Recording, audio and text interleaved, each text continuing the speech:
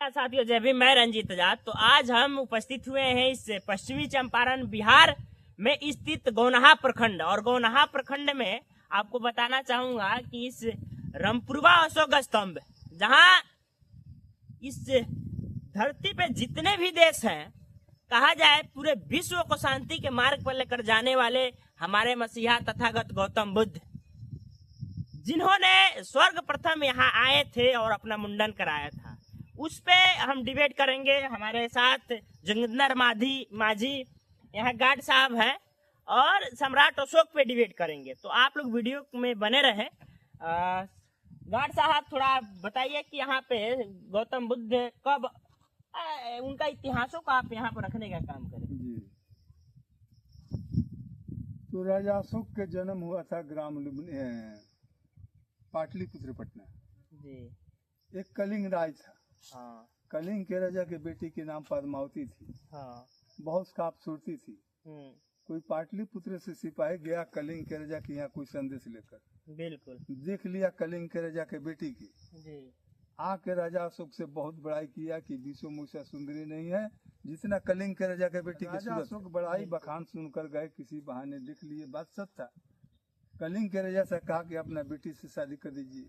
कहे घटिया पापी चले जाए, सर 2 टुकड़ा कर देंगे। बिल्कुल। कहा आप 2 टुकड़ा खा कीजिएगा, मैं चाहूंगा तो 6 मिनट बर्बाद कर देंगे। विवाद फैलते फैलते फैल गया, युद्ध छिड़ गया। लड़ाई में पूरा कलिंग को पुरुषों के राजा खून के नदियां बहा चुकी। बिल्कुल। सारा पुरुष खत्म हो गए तो पद्मावती पूरे राज को औरतों को जमा किया। कहा कि ये माँ बहन, रोटी देने वाला नहीं है, कपड़ा देने वाला नहीं है, दवा देने वाला नहीं है, इसलिए आप लोगों से आग्रह है कि हम लोग युद्ध कर कर मर मिट जाते, नहीं धरती पर रहेंगे। दर्द तैयारी हो गई, जो कर रही है सत कर रही, हम लोग किसके सहारे जिएंगे। बिल्कुल। तो वह बनाया कि हाँ हम लोग यही काम करेंगे। तो राजा अशोक तो सोचते थे कि हम क्या रखे हैं कलिंग युद्ध के। तो कलिंग युद्ध के पाप पराचित करने के लिए सोचे कि मैंने बहुत पाप किया। तो पर जाकर पंडित जी से पूछे कि पंडित जी मैंने बहुत पाप किया, मेरा पाप। वीडियो अगर आप देख रहे हैं, कहीं से भी देख रहे हैं, अगर गार्ड साहब कहीं गलत होते हैं तो आप वीडियो में टैग करने की कोशिश करिएगा। गार्ड साहब बोलिए आप। जी। बात रखिए अपना। तो राजा अशोक सोचे कि मैंने बहुत पाप किया, मेरा पाप पराचित कटेगा कैसे। तो विद्वान पंडित के पास गए। पंडित जी से कहा कि पंडित जी मैंने बहुत पाप किया, मेरा पाप पराचित करने के लिए कोई उपाय बता दीजिए। पंडित जी ने कहा कि अपने यादगारी के लिए अपने नाम से कुछ रख दीजिए। कहाँ रखिए? जहाँ धार्मिक स्थल हो, धार्मिक जगह हो, कोई ऋषि महात्मा रहता हो। तो पता लगाया राजा अशोक ये भगवान बुद्ध कहाँ से तपस्या स्टार्ट किए। तो घोड़ा पर सवार होकर और ग्रामीण से तलाशते आए। इसी जंगल में लोग ने बताया कि हाँ ये 2 आदमी रहते थे, एक यहाँ रहते थे, एक वहाँ रहते थे। तो राजा अशोक सोचे कि मैं क्या रखे। रात को रहते थे पाटलिपुत्र, सुबह घोड़ा लेकर चल जाते थे चुनारगढ़ पहाड़ पर। पटना से चल जाते थे चुनारगढ़ पहाड़ पर। वही पहाड़ दिखाई दिया। पूरे राज को आदमी की भिड़वाए, कटवाए, बनाए, और अपने नाम से पत्थर के नाम रखा अशोक स्तंभ। अच्छा। पाप पराचित कटने के लिए। अच्छा। तो यहाँ 2 स्तंभ कटवा के हाथी से घिचवा कर ला कर गड्ढा मार कर, गड्ढा में पूजा पाठ करके, गड्ढा में सोना चांदी रख कर यहीं से अशोक स्तंभ खड़ा करना स्टार्ट किए। भगवान तक कलिंग युद्ध के पाप पराचित कटने के लिए यहीं से अशोक स्तंभ राजा अशोक खड़ा करना स्टार्ट किए। तो यहाँ दोनों मित्र थे, तो 2 घिचवा कर ला कर, गड्ढा मार कर, गड्ढा में पूजा पाठ करके, गड्ढा में सोना चांदी रख कर इसको उसी पर खड़ा किए थे, है ना। तो यहाँ दोनों मित्र थे, तो 2 खड़ा किए। अपना मित्र को यहीं से लौटा दिए। और जहाँ जहाँ अकेला भगवान बुद्ध ठहरे हैं, यहाँ ठहरे लौरी आर्य राज केसरिया कोलुआ वैशाली बोध गया ने जाके अस्थाई ले ली। बोध गया में बहुत दिन के बाद उनको ज्ञान मिल गया भगवान को। हाँ। तो यही जहाँ जहाँ कलिंग के युद्ध में वही पाप पराचित कटने के लिए यहीं से भगवान बुद्ध यहाँ से तपस्या स्टार्ट किए। तो कलिंग युद्ध के पाप पराचित कटने के लिए यह पत्थर के नाम रखा अशोक स्तंभ। तो यहाँ 2 है, एक भगवान बुद्ध के नाम से, एक उनका मित्र के नाम से।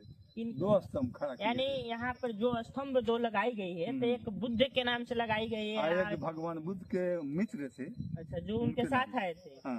तो उनके साथ तो एक क्या बोलते हैं साइंस आया था। साइंस उस समय कहा जाता था नाई को, और नाई आए थे, उनका मुंडन किए थे, और यहाँ से जो है भगवान बुद्ध कहे थे कि आप राजपाट लौट जाइए, क्योंकि मैं घर जाने वाला नहीं हूँ। तो साइंस यहाँ से वो अपना घर राजपाट लुम्बिनी लौट गया था। दो है। अच्छा। तो राजा अशोक वही कलिंग युद्ध के पाप राचित कटने के लिए ये पहाड़ कटवा के चुनारगढ़ से और हाथी से घिचवा कर लाकर गड्ढा मार कर, गड्ढा में पूजा पाठ करके, गड्ढा में सोना चांदी रख कर आई यहीं से अशोक स्तंभ खड़ा करना स्टार्ट किया। पंडित जी ने कहा था कि अपने नाम से रखिएगा, तो ये पत्थर के नाम रखा अशोक स्तंभ। और जहाँ जहाँ भगवान बुद्ध ठहरे राजा अशोक वहाँ खड़ा करते, यहाँ ठहरे लौरिया रे राजकिशरिया कुलवा वैशाली बोध गया तक। जहाँ अशोक पिलर है, छोटा हो या बड़ा हो, बुझिए कि यहाँ रात को भगवान बुद्ध ठहरे हुए। तो कहने करते तो बुद्ध तो भिखना ठोरी भी ठहरे थे, लेकिन वहाँ राजा अशोक लगवाया नहीं है। नहीं है ना, यहीं से खड़ा करना स्टार्ट किए राजा अशोक, है ना। भिखना ठोरी नहीं लगे, यहीं से स्टार्ट किए। भगवान बुद्ध का यह फर्स्ट का तपस्या की जगह है। यहाँ के तपस्या से महापुरुष हो गए, भगवान हो गए। तो ये रही पूरा देश के लोग आता है यहाँ, चीन, जापान, अमेरिका, वियतनाम, बर्मा, हाँ, ये सब आता है, अपना वस्त्र त्याग करता है, लाल वस्त्र धारण करता है, माथा छिलवाता है, अपना देश में जाकर साधु बन जाता है, बौद्धिस्ट monk बन जाता है। हाँ। तो ये रही गार्ड साहब का इतिहास और इनके द्वारा इतिहास, क्योंकि इनको आपको ये सारा चीज कहाँ से प्राप्त हुआ है? आप पढ़े हैं कि नहीं पढ़े हैं? तने मैंने पढ़े थे। तो ये सारा चीज आप जान कैसे गए? ये बचपन में सपना में इसको कहानी सुनी। आप सपना देखे थे? हाँ। अरे अब कुछ दिन के बाद मेरा इसी में बहाली हो गया। अच्छा, है ना। देखिए चमत्कार, गार्ड साहब को सपना में सारा इतिहास को पता चला, जो आपके वीडियो के माध्यम से बताने चाह रहे हैं। नहीं पढ़े लिखे हैं, नहीं जानते हैं।